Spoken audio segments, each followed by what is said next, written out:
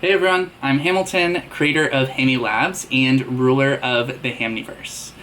Today we're going to be talking about my 2021 H1 in review and giving highlights of it.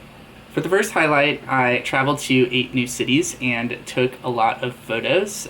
We drove, skied, kayaked all over the US, which is pretty awesome. Those 8 cities are the Catskills, Tahoe, Denver, Reno, Colorado Springs, Cottonwood, Page, and Sedona, some of which I didn't even know existed before this trip.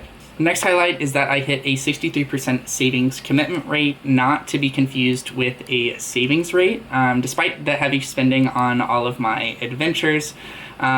What is a savings commitment rate, you ask? Well, I made a post on this because it was confusing a lot of people. Basically, savings commitment rate is your total saving over all money that you've committed, spending and saving, whereas a savings rate is just your total saving over all money that you've made. I think savings commitment rate is better, but you can read the post and decide yourself. The next highlight is that I killed my first startup.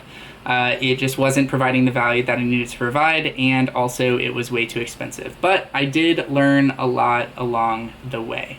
I did create another video about why I killed it and things that I learned, so you can watch that there. The next highlight is that I released 2 art projects. The first is Monolith of Autonomy, which is my latest and greatest monolith. And the second one is one that I'm actually wearing, if you can see it, is labeled Intentions. That one's pretty self-explanatory.